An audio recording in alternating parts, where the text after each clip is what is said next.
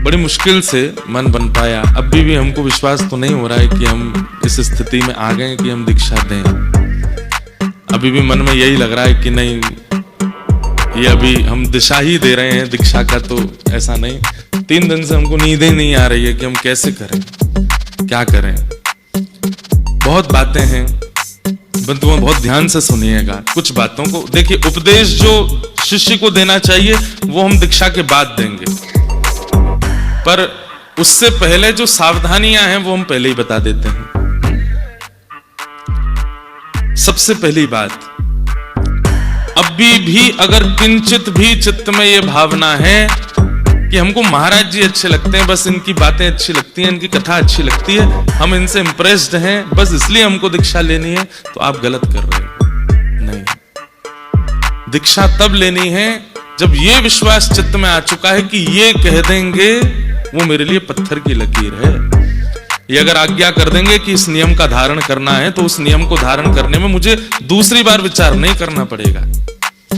महाराज जी के आज्ञानुसार किसी भी क्रिया को करने में हमको किंचित कोई दोबारा सोचने की इच्छा नहीं है। जब ये विश्वास प्रगाढ़ हो चुका हो, कथा सुनकर के, भाव सुनकर के, प्रसंग सुनकर के हम प्रिय लगे हों तो बिल्कुल मत लीजिए। ठाकुर जी प्रिय लगे हों तो ही दीक्षा ग्रहण कीजिएगा। मैं हमेशा कथा में इस बात को कहता हूं। आचार्य की वाणी सुनकर के आचार्य प्रिय लगना चाहिए, ठीक है, उसके प्रति प्रीत्व का भाव होता है, लेकिन उससे अधिक ठाकुर जी प्रिय लगने चाहिए, तभी आप दीक्षा ग्रहण करने के अधिकारी हो।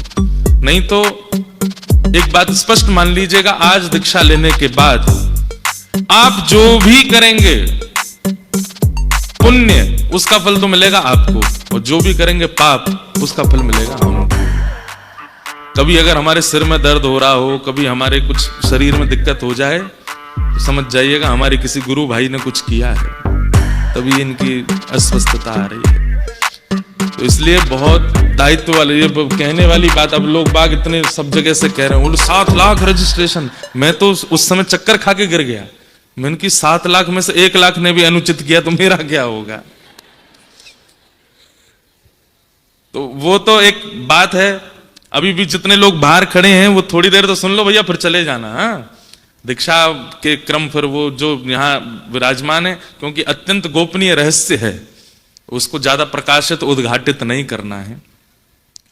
तो लोग बागों में ये चर्चा होने लगी, इतने लोगों के रजिस्ट्रेशन हुए। पहली बात तो कई जगह ऐसी अफवाह भी हुई कि सब लोगों से पैसे लेके रजिस्ट्रेशन कर रहे हैं। ऐसा बिल्कुल नहीं, आप सब तो जानते हैं फ्री रजिस्ट्रेशन है।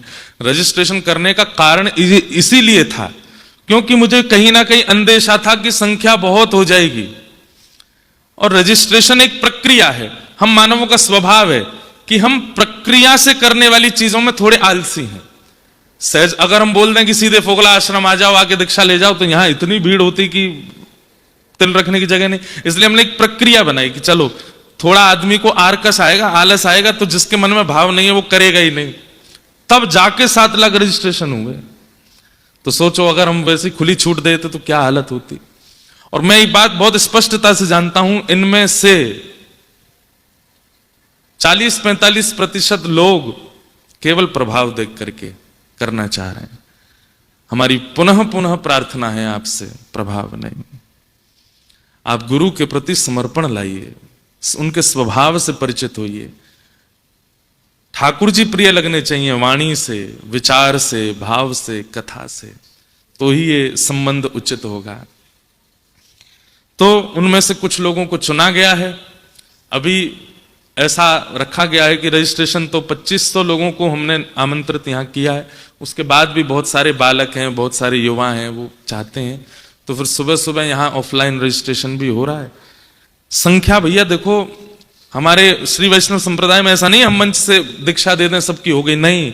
एक एक व्यक्ति को हमारे पास आना पड़ेगा और एक एक व्यक्ति की प्रक्रियाएं होंगी। उन प्रक्रियाओं के बाद ही वो दीक्षा कर। अब हमको एक बहुत अच्छी बात लगी कि भाई अगर अपने शिष्य अथाह बनाने हैं तो सारे शॉर्टकट अपना लो। गुरु मंत्र माइक पे बोल देना, शंख चक्र सबको ऐसे ही 5-10 शंख चक्रों की मुद्रा बनवा दो, सबसे कह दो एक एक के जाके कंधे पे लगा दो। अगर बहुत संख्या में सबको दीक्षा देनी है तो फिर हम 5000 लोगों को भी दीक्षा 1 घंटे में दे सकते हैं। लेकिन एक बात बहुत जरूरी है कि हमको तो दीक्षा आप जीवन भर देनी है, आपकी तो एक ही बार होगी। तो आपकी वो जो एक बार होने वाली है उसमें शॉर्टकट नहीं है, उसमें ये शॉर्टकट नहीं चलेगा कि भाई माइक से बोल दिया, सबको शंख चक्र दे दिए और वहीं बैठ करके ले लो, हो गया काम, सब चलते बनो।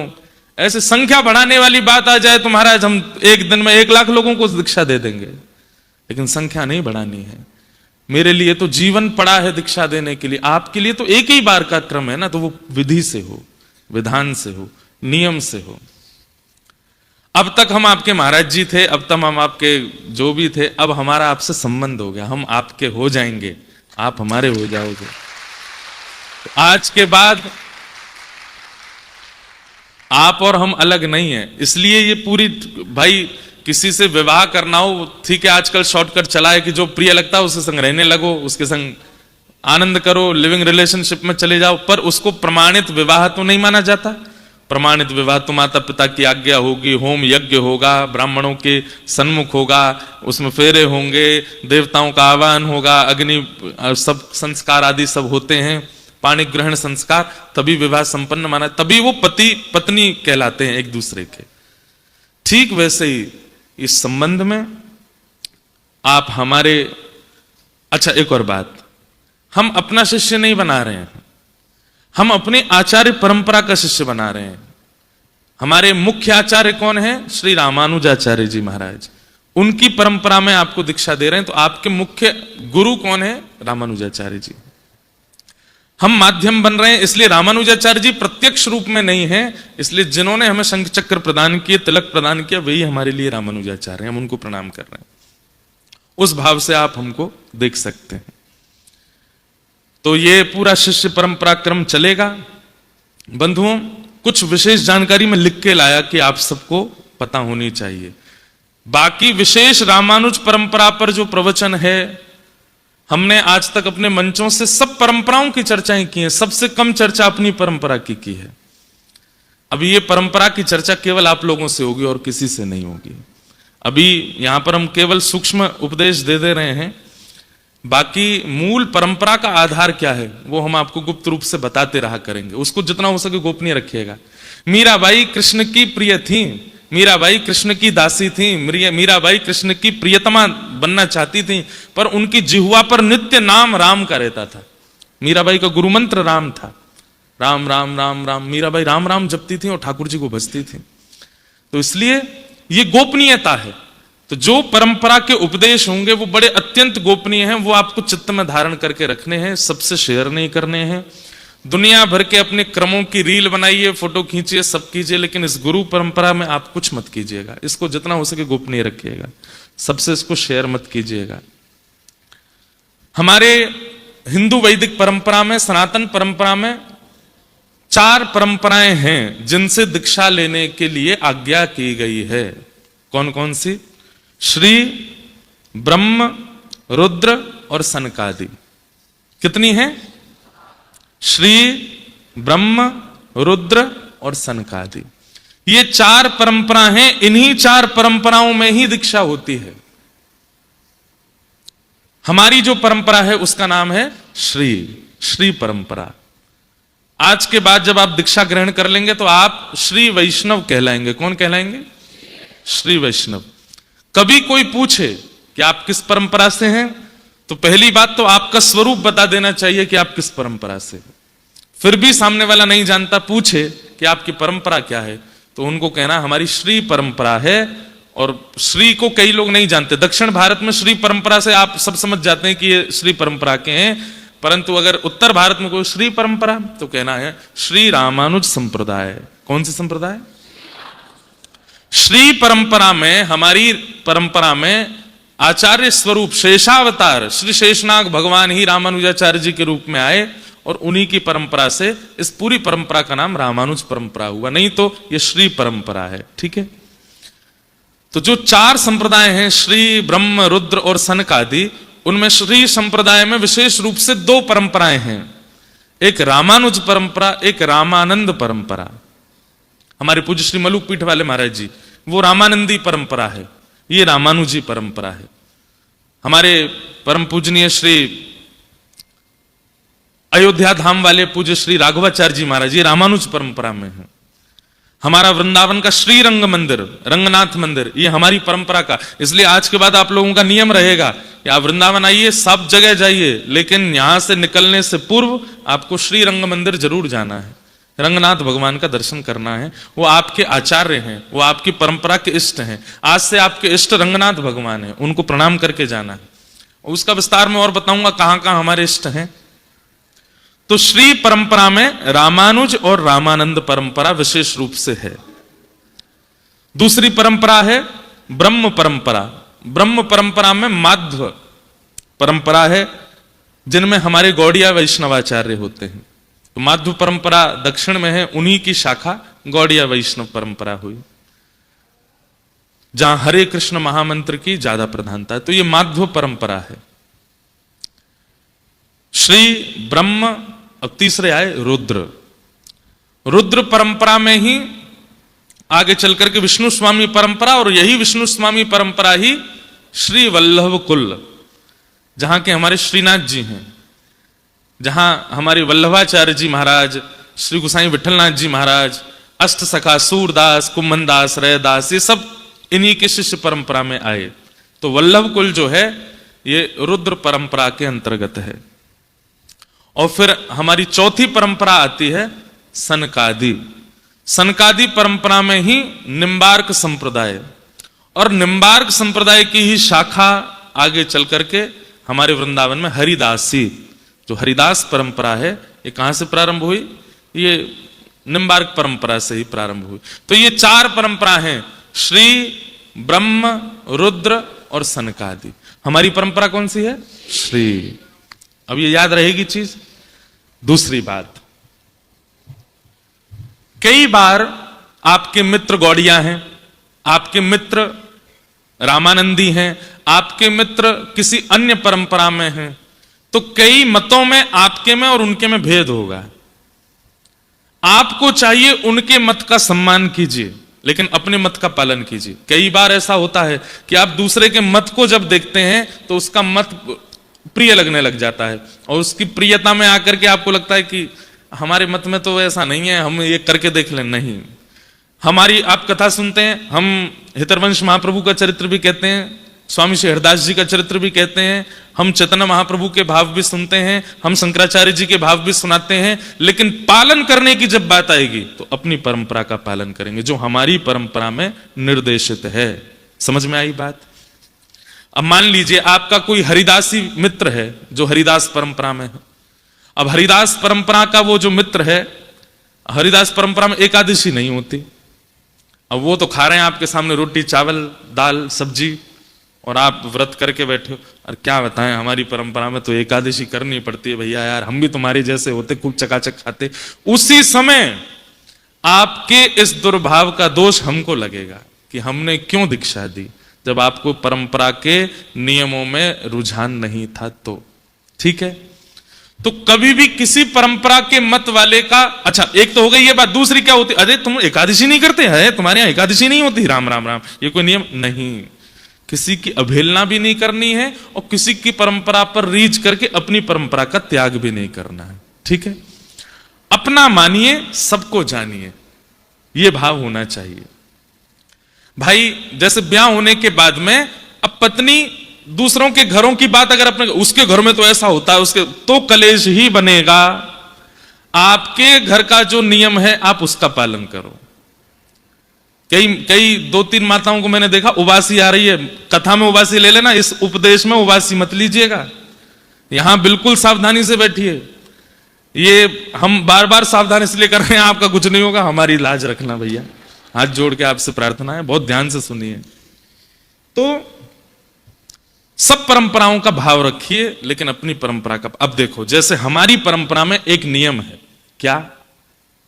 हमारे यहां तुलसी पहनते हैं, पर तुलसी जी का धारण कई स्थितियों में नहीं करते। जैसे आप शौच के लिए जाएंगे, उस समय आप तुलसी धारण नहीं कर सकते। आप अपवित्र अवस्था में तुलसी धारण नहीं। अब कई परंपराओं में नियम क्या है? बोले सोते समय, स्नान करते समय, हर समय तुलसी कंठ में होनी चाहिए, पता नहीं कब प्राण चले जाएं, इसलिए तुलसी का सदैव धारण होना चाहिए। अब उनकी परंपरा को प्रणाम है, पर हमारी परंपरा में नियम है, अगर आप शौच के लिए जा रहे हैं, अगर आप अपवित्र स्थान पर जा रहे हैं, तो उस समय हमारे लिए, क्योंकि श्री देवी, भूदेवी और श्री तुलसी देवी ये ठाकुर जी की हैं, हमारी परंपरा में कल्याण की प्रार्थना नहीं की जाती है कि हे तुलसी मैया आप मेरे कंठ पर है कि मेरा कल्याण करो। नहीं, हमारे यहां प्रार्थना है ही नहीं। हम ठाकुर जी से निवेदन नहीं कर सकते, जैसे राखो तैसे रहूं, आपको इच्छा हो तो मेरे पर कृपा करना, मैं आपको जबरदस्ती हठपूर्वक कंठ में पहन करके नहीं डोलूंगा। इसलिए हमारी परंपरा में कई लोग मुझे टोकते, आपकी कंठी नहीं है। हमारी परंपरा में कंठी पहनते हैं, पर उसके नियम हैं। इसलिए अब इस परंपरा को आपको फिर इसका सम्मान करना पड़ेगा कि भाई श्री वैष्णव परंपरा में अगर ये नियम आचार्यों ने बताया है तो आचार्यों की बात हमको माननी पड़ेगी। आप एकादशी नहीं करते, हमारे यहाँ तुलसी धारण हर स्थिति में नहीं करते। आप तुलसी पहनेंगे, लेकिन जब आप अपवित्र अवस्था या अपवित्र स्थान पर या किसी भी ऐसे भाव में हैं, उस समय आपको अनोसर करना पड़ेगा। अगर आप हमेशा तुलसी धारण करते हैं तो फिर आपको हमेशा शुद्धि का ध्यान रखना पड़ेगा पड़ेगा पड़ेगा। ठीक है, तो कंठी गले में धारण करके अगर रहते हैं तो फिर आपको बहुत पवित्रता का ध्यान रखना पड़ेगा, अनिवार्य है। तो ऐसे ऐसे हमारे भाव हैं। तो ये 4 परंपरा हैं। हमारी परंपरा श्री, उसी परंपरा को रामानुज संप्रदाय कहते हैं। हमारा जो सिद्धांत है वो है विशिष्टाद्वैत। क्या है? विशिष्टाद्वैत। अद्वैत, विशिष्टाद्वैत, ये सब अलग अलग सबके मत हैं। जैसे हमारे मत में ईश्वर मतलब परमात्मा, जीव और प्रकृति तीनों को माना गया है। लेकिन शंकर संप्रदाय में हमारे शंकराचार्य जी महाराज कहते हैं कि नहीं, ये प्रकृति आदि सब मिथ्या है, केवल एक है। सबको प्रणाम है, पर हमारे आचार्यों ने यह मत माना कि जीवात्मा है, परमात्मा है और प्रकृति है। तो इसी 3 भावों को मानने वाले को क्या कहते हैं? विशिष्टाद्वैत। क्या है? हाँ, तो विशिष्टाद्वैत, हम लोग विशिष्टाद्वैत हैं, हमारे यहां तीनों को माना जाता है। तो विशिष्टाद्वैत, ब्रह्म, जीव और प्रकृति। हमारे संप्रदाय का मूल ग्रंथ क्या है? श्री भाष्य। श्री रामानुजाचार्य जी महाराज ने श्री भाष्य की रचना की, श्री भाष्य किया। इसलिए हमारे संप्रदाय का जो मूल ग्रंथ है वो श्री भाष्य है।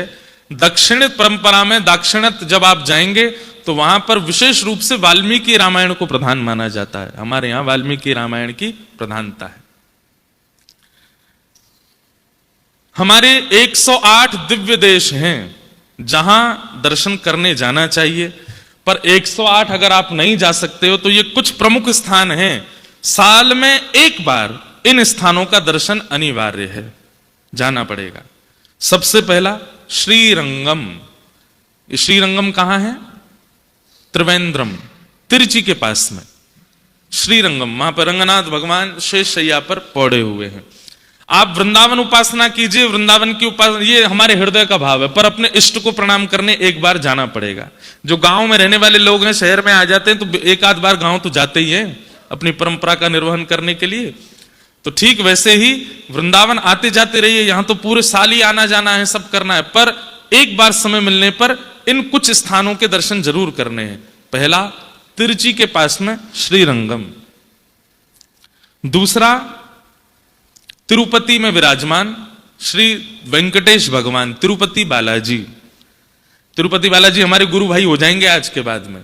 हमारे ठाकुर जी से 4 संबंध रामानुजाचार्य जी के हैं, पिता, पुत्र, गुरु और शिष्य। ये रामानुजाचार्य जी के 4 संबंध ठाकुर जी से हैं। तो जब कभी भी आप तिरुपति जाइए, तिरुपति बालाजी का दर्शन कीजिए, तो आप उनको एक बार ये कह सकते हैं, गुरु भाई जय श्रीमन नारायण। हाँ, क्योंकि तिरुपति बालाजी ने शंख चक्र ग्रहण किया रामानुजाचार्य जी से। तो दूसरा स्थान हमारे संप्रदाय का प्रमुख कौन सा है? तिरुपति बालाजी, आंध्र प्रदेश में। तीसरा कांचीपुरम। कांचीपुरम में श्री वरदराज भगवान विराजमान है। हमारे व्यासपीठ पे जो सन्मुख बैठ करके कथा सुनते हैं, श्री वरदराज भगवान शंख चक्र गदा धारण करके और आशीष की मुद्रा में खड़े हैं वरदराज भगवान। कैमरा वाले भैया ने जूम कर दे, इतकू इतकू कर दे लाला। अच्छा वो बारो कर रहा हूं, यहाँ दिखाई दो। ये वरदराज भगवान है, दिख रहे हैं? रुको रुको, हम अभी दिखा, दिखे? सबको दिख रहे हैं? ये वरदराज भगवान है। अब देखो कांचीपुरम जो है वहां पर वरदराज भगवान विराजमान है, उनके दर्शन होते हैं। लेकिन आपने 2-3 साल पहले एक खबर सुनी होगी कि एक भगवान 40 साल बाद जल से बाहर आए हैं और 40 साल बाद उनका दर्शन हुआ। केवल 40 दिनों के लिए या 20 दिनों के लिए केवल उनके दर्शन हुए। किलोमीटरों लंबी लाइन थी और वो फिर से जल में चले गए। अब 40 साल बाद दर्शन होगा उनका फिर से। ये कांचीपुरम के हमारे इष्ट ठाकुर जी हैं। तो अब हमको लोगों को दर्शन कम से कम 35 साल बाद होंगे उनके। तो अभी वहां वरदराज भगवान विराजमान है, लेकिन जलाशय में, सरोवर में विराजमान ठाकुर जी, वो 40 साल के अंदर ही उनका दर्शन होता है। कांचीपुरम में ये हमारे संप्रदाय का प्रमुख स्थान है। और अंतिम स्थान है मेलकोटा, वहां पे आप जा सकते हैं। अब ये मतलब ऐसा नहीं है कि प्रमुख हैं, पर ये सब आप जा सकते हैं, इसलिए बता। अभी अभी हम होकर के आए हैं, तिरुवनंतपुरम में है श्री पद्मनाभ भगवान, वो भी हमारे संप्रदाय के ठाकुर जी हैं। तो इस प्रकार से ये कुछ प्रमुख स्थान है, यहाँ आप लोगों को जाना चाहिए। साल में एक बार, 2 साल में एक बार, जब आपको अवसर लगे जरूर जाइए। तो ये हमारी संप्रदाय की कुछ हल्की फुल्की जानकारी है। पूर्ण जानकारी तो आप लोगों को विशेष रूप से हम देंगे। उसके लिए जयपुर में जो कथा होने वाली है भक्तमाल जी की इस वर्ष, वो आप लोग विस्तार से श्रवण कीजिएगा। इस बार हम श्रीमद् रामानुजाचार्य जी का चरित्र वहां सुनाएंगे और अपनी परंपरा की पूर्ण जानकारी वहां सबको देंगे। अब आज क्या क्या होना है वो ध्यान से सुनो।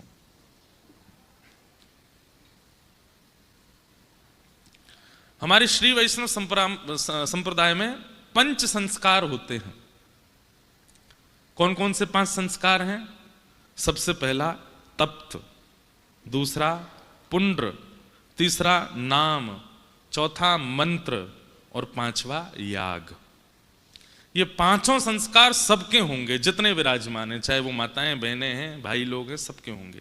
बहुत ध्यान से सुनिएगा। सबसे पहला संस्कार होगा आपका तप्त संस्कार। तप्त संस्कार में क्या होगा? वरदराज भगवान के दोनों तरफ जो शंख चक्र विराजमान हैं, बाहर किए गए जो यज्ञ है, वो यज्ञ की अग्नि आएगी और उनमें ये थोड़े थोड़े तप करके, थोड़ा इनको उष्ण करके आपके दोनों भुजाओं पर इनको धारण कराया जाएगा। वैसे तो बहुत तप्त धारण करते हैं, लेकिन हम ज्यादा तप्त तो नहीं देंगे, पर इतने तप्त होते हैं कि इनका जो चिन्ह है, फिर वो चिन्ह यहाँ अंकित हो जाता है। शंख चक्र यहाँ विराजमान हो जाते हैं। कई जगह शीतल दीक्षा दी जाती है, जैसे हमारी निम्बार्क परंपरा में शीतल दीक्षा दी जाती है, दक्षिण में माधव परंपरा में तप्त दीक्षा दी जाती है। तो ऐसे सब परंपराएं हैं, पर हम लोग तप्त दीक्षा लेंगे। तो यहाँ पर बाहर यज्ञ की अग्नि आएंगी, उनमें थोड़े थोड़े तप्त होकर के फिर आपके दोनों भुजाओं पर, वैसे तो कंधे पर होता है, भाई लोगों को कंधे पर होगा और हमारी माताओं को, बहनों को यहाँ भुजा के ऊपर होगा। इसलिए हमने निवेदन किया था कि आप ऐसे वस्त्र पहनिएगा कि ये ऊपर करने में यहाँ पर अनुचित ना लगे। तो यहाँ पर धारण होगा, भाई लोगों को इधर धारण होगा। देखो हमारा शंख दिख रहा है सबको, यहाँ शंख विराजमान है। दिखा दे भैया लाला। अच्छा वो तुम यार उस पर ही इशारा कर देते, वो दिखाएगा। ये शंख विराजमान है, दर्शन हो रहे हैं? ये देखो यहां शंख हैं, इधर चक्र हैं। इनके लिए 2 बातें ध्यान रखिएगा। तप्त मुद्रा देने के बाद में आपके यहाँ चंदन लगा दिया जाएगा, ताकि थोड़ा जलन ना। इतने गरम देंगे ही नहीं हम, वो चिंता नहीं करना, बहुत हल्का सा देंगे। और वैसे गरम मिल जाए तो अच्छी बात है। ये मुद्राएं धारण जैसी होंगी, कल जब आप स्नान करेंगे तो अगर मुद्रा बन जाए तो फिर नारायण भगवान का थोड़ा नृत्य कर लेना, नाच लेना। देखो मुद्रा प्रकट हो गई, ठाकुर जी ने अपने शंख चक्र हमको प्रदान कर दिए। इन मुद्राओं का मतलब है साक्षात ठाकुर जी अब हमारे अंदर विराजमान है, शंख चक्र लेकर के बैठे। अगर मुद्रा धारण हो जाती है तो इस पर साबुन नहीं लगाना कम से कम 3-4 दिन तक, और जोर से इसको रगड़ना नहीं। जल पड़े पर उसके बाद फिर जल ऐसे बस उसको सुखा लीजिएगा स्नान के बाद में, और फिर चंदन लगा करके, जो आपको चंदन मिलेगा वो इस पर रोज लगा लिया करना। 2-3 दिन तक ये धारण करना। अगर अच्छे से मुद्रा आ गई तो 35 साल तक मुद्राएं जाएंगी नहीं, ये मुद्रा रहेंगी, ये ऐसे ये काली नहीं पड़ेंगी। ये आपकी जैसे कई बार होता है ना शरीर में आकृति बन जाती, ऐसे इनकी आकृति बन जाएगी।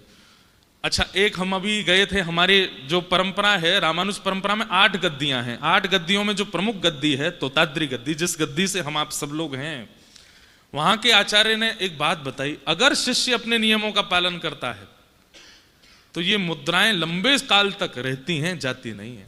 तो ये मुद्राओं का नित्य रहना इस बात का प्रमाण होगा कि आप नियम का पालन कर रहे हो, है ना। ये एक ही बार होंगी। तो पहले 5 संस्कारों में पहला संस्कार क्या है? तप्त। दूसरा संस्कार होगा पुंड्र, जिसको कहते हैं ऊर्ध्व पुंड, जो हमने तिलक धारण किया है। सबको तिलक हम प्रदान करेंगे। एक बात आप सुन लीजिए, हमारे वृंदावन में एक नियम चल गया है कि बाहर रोडों पर लोग सबको तिलक लगा, आप उनसे दीक्षा ले रहे हो एक प्रकार से। वो तिलक धारण नहीं करना है। वो तिलक धारण क्यों कराते हैं? क्योंकि सूना माथा देखते हैं आपका, इसलिए स्वयं ही तिलक धारण करना। आज हम तिलक दे देंगे, उसके बाद आप लोगों को स्वयं तिलक पहनना है नित्य। भाई लोगों को ये पूर्ण तिलक होगा, जिसमें बीच में श्री हैं, इधर भगवान के दोनों चरण हैं और नीचे आसन है। भाई लोगों को इतना होगा, हमारी बहनों को बीच में श्री और नीचे वी शेप में छोटा सा आसन होगा, उस पे ये तिलक धारण। तो नित्य आपको तिलक अवश्य धारण करना है। तो दूसरा संस्कार होगा पुंड्र। और तीसरा संस्कार क्या होगा? आपका हम नामकरण करेंगे। जो आज तक आपका नाम है, जो आपका नाम है आकर के यहां बताओगे हमारा ये नाम है। फिर या तो हम उसी नाम को थोड़ा मॉडिफाई कर देंगे अपनी परंपरा के अनुसार। जब कभी भी आप ठाकुर जी के सन्मुख जाओगे तो फिर अपने उसी नाम को बोल करके प्रणाम करना। आपका नाम वही रहेगा जो आपका है, पर गुरु ने जो आपको नाम दिया है, जब जब गुरु जी के सामने आना है या जब जब आचार्य सन्निधि जानी है, जब जब ठाकुर जी के सन्मुख जाना है, अपना वही नाम लेना है जो गुरु जी ने दिया है, जो गुरु आज्ञा से मिला है। तो 5 संस्कारों में पहला संस्कार तप्त, दूसरा संस्कार पुंड्र, तीसरा संस्कार नाम और चौथा संस्कार होगा मंत्र। हमारे श्री वैष्णव परंपरा में 3 मंत्र हैं, मूल मंत्र, द्वय मंत्र और आर्ष मंत्र। ये 3 मंत्र आपको प्रदान किए जाएंगे। उनकी कैसे, वो सब हम दीक्षा जब हो जाएगी उसकी व्याख्या उसके बाद करेंगे। लाइव वाइव सब बंद हो जाएगा, जो दीक्षा नहीं ले रहे हैं सब बाहर चले जाएंगे, जो यहाँ व्यवस्था में भी हैं वो भी नहीं रहेंगे, तब उसकी पूरी विधि बताएंगे। और अंतिम संस्कार होगा याग। वरदराज भगवान आपके शीश पर पधराए जाएंगे जब आप सामने दीक्षा हो जाएगी आपके। वैसे तो जो गुरु जी के सेवा के ठाकुर जी हैं उनको पधराया जाता है, पर हमारे गिरधर लाल जी उठे ही नहीं, सो ही रहे भी तांग दुपट्टा। फिर हमारे लाल जी बड़ी जल्दी श्रमित हो जाते हैं, अब बार बार उठा के सबके सिर पर धराऊंगो तो तेरी ने मैं खावे पीवे आ रहा हूँ, ये सब मत करा। उनके प्रतिनिधि स्वरूप में वरदराज भगवान आए हैं। लेकिन कभी ऐसा लगेगा तो फिर गुरु पूर्णिमा पर यार कभी ऐसा कुछ बनाएंगे कि कभी कभी श्री गिरधर लाल जी को पधराया करेंगे शीश पर। और एक बात बताएं, जितने शिष्य परंपरा में आते जा रहे हैं आप सबको एक अधिकार प्राप्त होगा कि आप गिरधर लाल जी का जब जब उत्सव हो या जब जब आपके शहर में कथा हो आप आइएगा, आप उनका स्पर्श कर पाओगे, उनके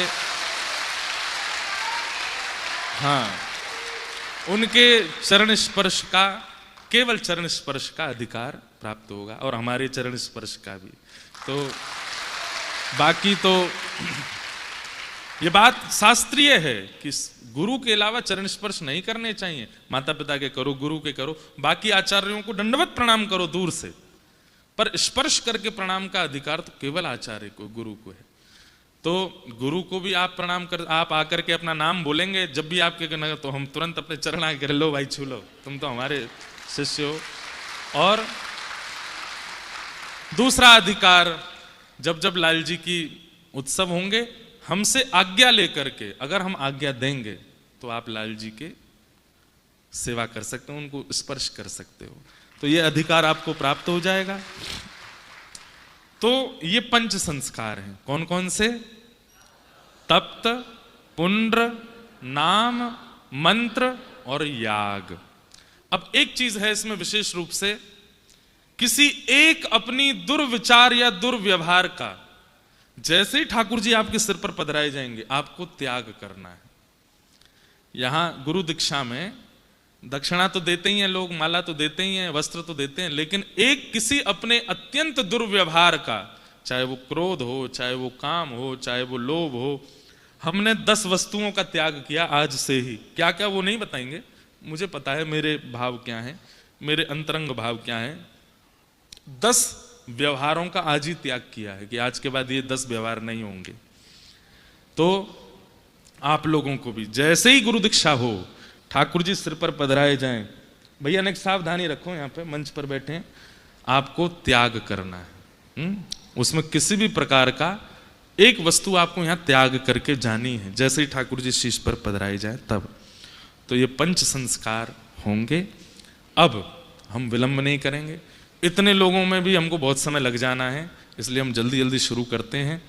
कैमरा वाले भैयाओं से हमारी प्रार्थना है, जब कोई मंच पर आवे बैठे, हम मंत्र दें तब दूर से दिखाइएगा, पर शंख चक्र पधराए जा रहे हों, तिलक पधराए जा रहे हों, उस समय किसी का वीडियो नहीं बनाना है, किसी का कुछ नहीं करना है।